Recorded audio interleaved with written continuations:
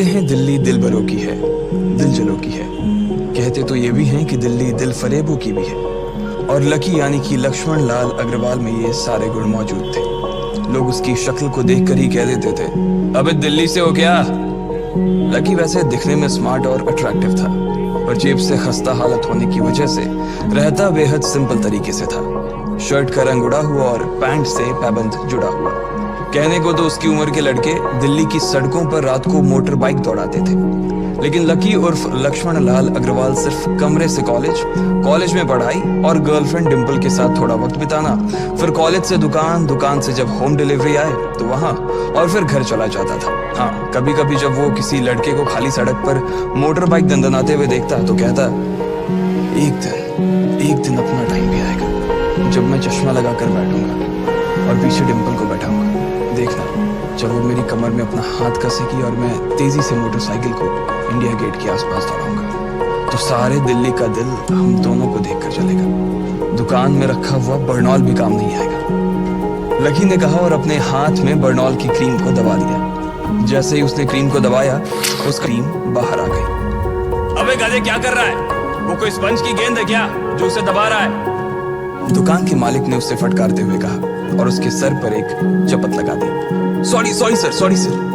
Lucky ने अपना सिर बचाते हुए कहा। वो खरोल बाग में स्थित एक छोटी सी मेडिकल स्टोर पर काम करता था। उसकी दुकान का नाम था चमन मेडिकल स्टोर और उसके ओनर का नाम था चमन लाल। लकी पिछले 5 साल से इन्हीं की दुकान पर काम कर रहा था। यहाँ इस छोटी सी शॉप पर काम करना उसकी मजबूरी थी। लाइफ में कंगाली की वजह से उसे कॉलेज में पढ़ाई पूरी करने के लिए पार्ट टाइम जॉब करना था।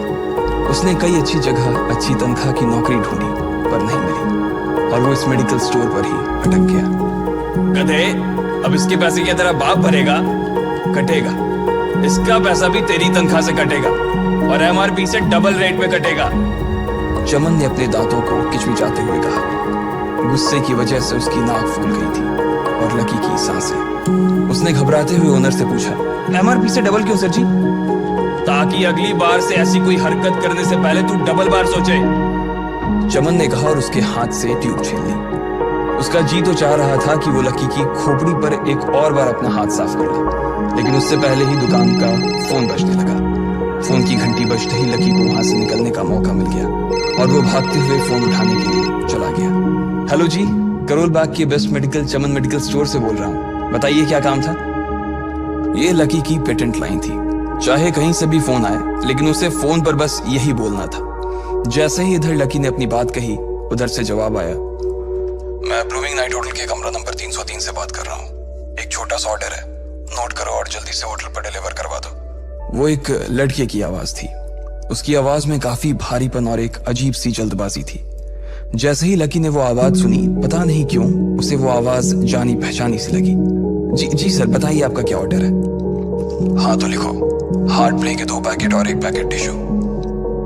लकी, जो कि अपना पेन लेकर खड़ा था, हार्ट प्ले का नाम सुनते ही झिझक गया। असल में हार्ट प्ले नाम का एक कंडोम आता था और इसलिए उसका नाम सुनते ही लकी शर्मा गया था। इतने साल से भी मेडिकल की स्टोर पर काम करने के बाद उसे इन चीजों का नाम सुनने में शर्म आती थी। हेलो भाई, लिखा कि नहीं लिखा? उस आदमी ने फिर से लकी से पूछा। जी सर, लिख लिया सर, लिख लिया। लकी ने खिसिया कर हंसते हुए कहा। लिख लिया तो फिर लेकर निकल, उस लड़के ने कहा। उसकी आवाज सुनकर ना जाने ऐसा क्यों लग रहा था कि वो बहुत बड़ा आदमी था। जी सर, मैं सर, लेकिन सर बाहर तो बारिश हो रही है, लकी ने कहा। उसने देखा कि बाहर बहुत तेज बारिश हो रही थी। उनकी दुकान के सामने पानी भर गया था और तेज हवाओं की वजह से चमन मेडिकल स्टोर का बोर्ड भी गिर गया था। लकी को लग रहा था कि वो इतनी तेज बारिश में अभी एकदम से तो नहीं निकल पाएगा, तो उसने उस लड़के को समझाते हुए कहा, सर मैं ऑर्डर तो ले आऊंगा पर थोड़ा टाइम लग जाएगा, बारिश थोड़ी थम जाए। अब इससे पहले कि वो कुछ आगे बोल पाता, फोन पर लड़का बोल पड़ा। तुम्हारे मालिक को पता है कि तुम मल्होत्रा जी के लड़के को मना कर रहे हो? हाँ पता है, बारिश हो रही है, इसलिए सारा सामान अच्छे से थैली में पैक करके लाना और लेट नहीं होना चाहिए, समझे? उस लड़के ने कहा और इससे पहले कि लकी आगे कुछ कह पाता, उसने फोन काट दिया। उधर से लकी के दुकान का ओनर उसे घूर कर देखा जा रहा था। लकी के हाथ में पेन और पेपर देखकर ही वो समझ गया था कि उसके पास कोई ऑर्डर आया था। आज वैसे भी इतनी बरसात होने की वजह से सुबह से इक्का दुक्का ग्राहक ही दुकान पर आए थे। ऐसे में उसकी दुकान का मालिक एक भी ऑर्डर को छोड़ना नहीं चाहता था। वो लकी को देख रहा था और लकी बारिश की ओर देख रहा था। बारिश का बहाना नहीं चलेगा, जाना पड़ेगा, चमनलाल ने कहा। मैं बहाना नहीं कर रहा सर, थोड़ी बारिश धीमी हो जाए तो मैं चला जाऊंगा। अभी आप खुद ही देखिए कितनी तेज बारिश है। वो पता नहीं कोई मिस्टर मल्होत्रा का कोई बेटा कुछ ज्यादा ही जल्दी में था। मैं साइकिल से तो पहुंच नहीं पाऊंगा इतनी जल्दी। लकी ने उनकी ओर देखते हुए कहा। क्या कहा? मिस्टर मल्होत्रा जी का बेटा? तू मेरी दुकान बंद करवाएगा क्या? अभी क्या भी निकल उनका ऑर्डर लेके, वो हमारे बहुत पुराने कस्टमर है, चमन ने कहा। पर लकी ने कहा ही था कि चमन बोला। वर कुछ नहीं, तू मेरी मोटरसाइकिल ले जा, उसने गुस्से में कहा। अरे सर जी, 200 के ऑर्डर में मुश्किल से 40 रुपए बचेंगे, इससे 3 गुने का तो पेट्रोल ही लग जाएगा, और अगर गाड़ी रास्ते में बंद हो गई तो अलग से खर्चा, लकी ने समझाते हुए कहा। वो जानता था कि उसका मालिक इन सब बातों पर ध्यान नहीं देने वाला। चमनलाल बोला। कोई बात नहीं, तू जा, चाहे जो हो जाए ग्राहक नाराज नहीं होना चाहिए, और वैसे भी वो मल्होत्रा जी का बेटा है। चमनलाल ने मोटरसाइकिल की चाबी लकी की ओर उछालते हुए कहा। लकी ने चाबी ली। उसे देखकर उसके अंदर मिक्स फीलिंग आ गई। एक तो वो बहुत खुश हुआ कि बड़े दिनों बाद बाइक चलाने को मिलेगी, पर वहीं दूसरी तरफ दुखी इसलिए हुआ कि बाइक मिली भी तो ऐसी तेज बारिश में, अगर खराब हो गई तो इसकी चपत भी उसके सिर पर ही पड़ेगी। वो मुंह लटकाकर रेनकोट और हेलमेट पहनते हुए वहां से निकल गया। बाहर आकर बाइक को देखा तो लकी ने मन में सोचा, चलो ठीक है, जो होगा देखा जाएगा, कम से कम बाइक तो चलाने को मिल रही है। दरअसल लकी इतने साल काम करने के बाद भी अपने लिए एक मोटरसाइकिल नहीं ले पाया था। लकी की तनख्वाह ही इतनी भर थी कि सिर्फ उसके कमरे का किराया, उसकी साइकिल में डालने वाली हवा का खर्च, बिजली पानी का बिल और डिम्पल के साथ महीने में 1-2 बार बाहर खाने का खर्चा ही निकल पाता था। उसे डिम्पल की कही बात अक्सर याद आती थी। लकी, अगर अगले 2 महीने में तूने बाइक नहीं खरीदी ना तो मैं तेरे से ब्रेकअप कर लूंगी, देखना। असल में डिम्पल को लकी के साथ बाइक पर घूमने की बड़ी तमन्ना थी। लकी की इस उजाड़ जिंदगी में एक वही तो थी जिसके लिए जिंदा रहने को उसका जी चाहता था। जब भी वो उससे बाइक की बात करती तो लकी डिम्पल की इस बात को हंस कर टाल देता था। वो अपने मन में इस बात को अच्छे से जानता था कि डिम्पल उससे बहुत प्यार करती थी और वो उसे कभी छोड़कर नहीं जा सकती थी। वो दोनों एक दूसरे में ऐसे घुले मिले थे जैसे बादल बरसात में घुल जाती है। लकी को डिम्पल बहुत पसंद थी और वो उसके लिए दुनिया जहां की खुशियां खरीद कर ला देना चाहता था। वो चाहता था कि एक दिन वो डिम्पल को प्लेन में बैठाए, लेकिन उसके ये सब ख्वाब इस कम तनख्वाह की नौकरी की वजह से कभी पूरे नहीं होने वाले थे। पर आज उसके पास एक मौका था। वो डिम्पल को अपने साथ इस बारिश में राजपथ घुमाना चाहता था। वो उसे दिल्ली दिखाना चाहता था। चमनलाल को देने के लिए उसने पहले से ही बहाना सोच रखा था। बस जल्दी से वो ये डिलीवरी देकर सीधे डिम्पल के पास ही जाने वाला था। उसने होटल ब्लूमिंग नाइट के बाहर मोटर बाइक पार्क की और सीधे होटल के अंदर चला गया। लकी ने रिसेप्शन पर पहुंचकर नमस्ते करते हुए रिसेप्शनिस्ट को बोला, जी मैं चमन मेडिकल स्टोर से आया हूँ, रूम नंबर 303 का ऑर्डर था सर। रिसेप्शन पर खड़ा आदमी उसके हाथ में काली थैली को देखकर समझ गया था कि उसमें क्या था और वो मंद ही मंद मुस्कुराते हुए बोला, 3rd फ्लोर पर है, लिफ्ट से चले जाओ, रेनकोट यहीं उतार देना। जैसा उस आदमी ने कहा लकी ने ठीक वैसा ही किया और लिफ्ट में चढ़ने की कुछ ही देर बाद वो 3रे माले पर पहुंच गया था। वो रूम नंबर 303 के बाहर पहुंचा और उसने डोरबेल बजाई। जैसे ही दरवाजा खुला लकी ने थैली आगे बढ़ाते हुए कहा, नमस्ते, मैं चमन मेडिकल स्टोर से लकी, ये आपका। इससे पहले कि लकी आगे कुछ कह पाता उसकी आंखें फटी की फटी रह गई थी। उसने अपने सामने जो देखा उसके बाद उसे ऐसा लगा कि बंद छत के नीचे भी उसके ऊपर आसमान से आकर एक जोरदार बिजली गिर गई थी। उसके सामने एक लड़की खड़ी थी। वो लड़की और कोई नहीं बल्कि उसकी गर्लफ्रेंड डिम्पल ही थी। उसने एक पर्पल कलर का नाइट गाउन पहन रखा था। उसके काले घने बाल गीले थे और उसने उन्हें अपने कंधे पर फैला रखा था। उसकी खुशबू से ही ये चीज साफ पता चल रही थी कि वो अभी अभी नहा कर आई थी। डिम्पल, तुम यहाँ क्या कर रही हो?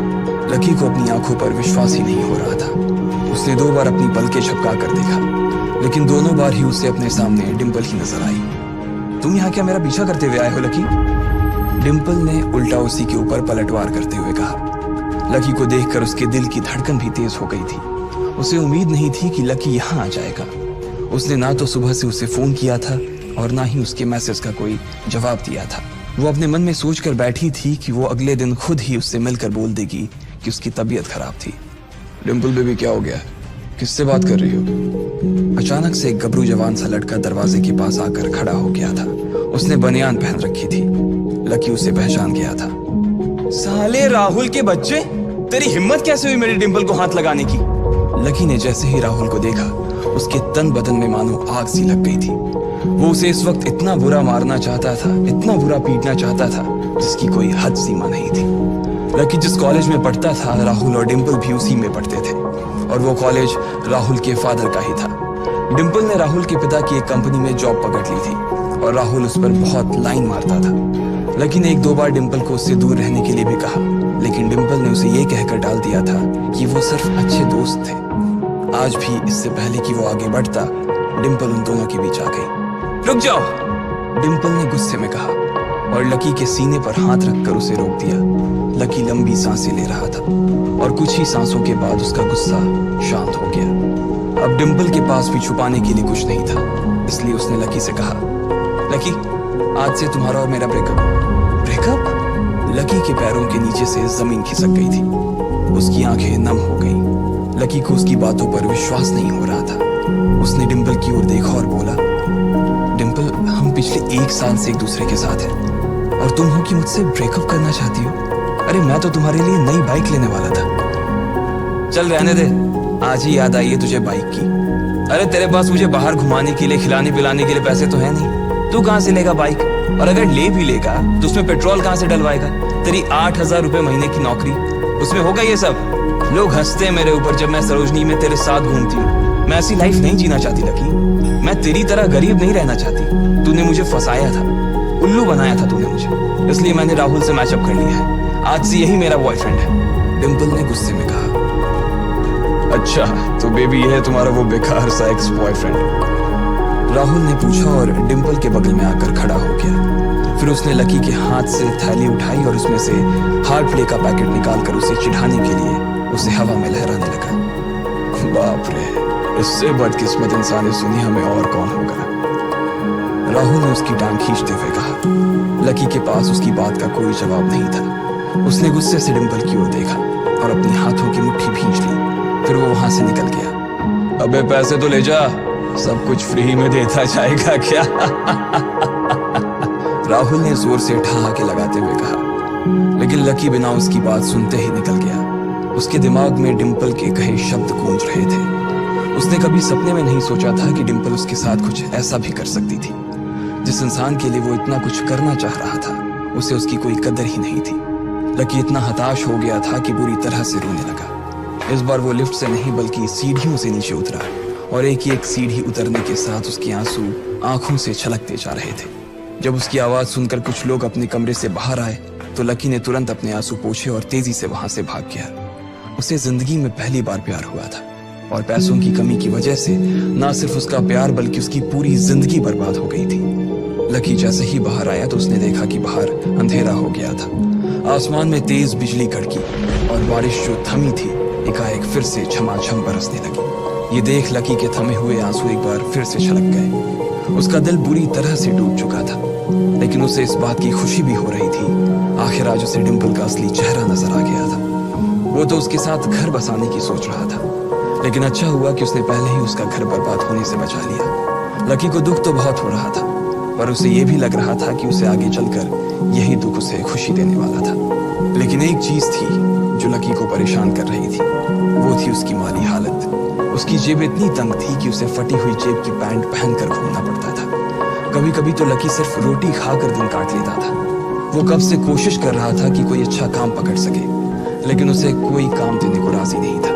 उसने टूटे हुए दिल को दिलासा देते हुए मन में सोचा कि डिम्पल पर खर्च होने वाले पैसे बच जाने से शायद उसके हालत सुधर जाएंगे, पर फिर भी वो रातों रात रईस नहीं हो जाने वाला था। उसने ऊपर आसमान की ओर देखा और जोर से चिल्लाया, अगर इतना ही अनलकी बनाना था तो फिर नाम लकी क्यों रखा भगवान? वो जितनी जोर से चिल्ला सकता था उतनी जोर से चिल्लाया। उसकी आवाज से आसपास खड़े लोग एक बार तो डर गए थे। लकी ऊपर ही देख रहा था और उसके आंसू बारिश के पानी के साथ मिल गए थे। जैसे ही वो फूट कर रोने को था, तभी उसके फोन पर एक मैसेज आया। जैसे ही लकी ने अपना फोन निकालकर उस मैसेज को पढ़ना शुरू किया, उसकी तो आंखें ही चमक गईं। अचानक उसके आंसू हंसी में बदल गए और वो जोर जोर से वहीं सड़क पर नाचने लगा। उस मैसेज में लिखा था, परिवार की रिसर्च और परिवार के निर्णय के हिसाब से अग्रवाल परिवार का वारिस लक्ष्मण लाल अग्रवाल उर्फ लकी ने गरीबी अभ्यास की परीक्षा को पास कर लिया है और आज से ही वो उस जमीन और उस जायदाद का मालिक हो जाएगा जो परिवार ने उसके नाम कर रखी थी। ये एक ऐसा मैसेज था। आखिर कौन था लकी? क्या थी उसकी असलियत? और वो कैसे रातों रात ही अनलकी से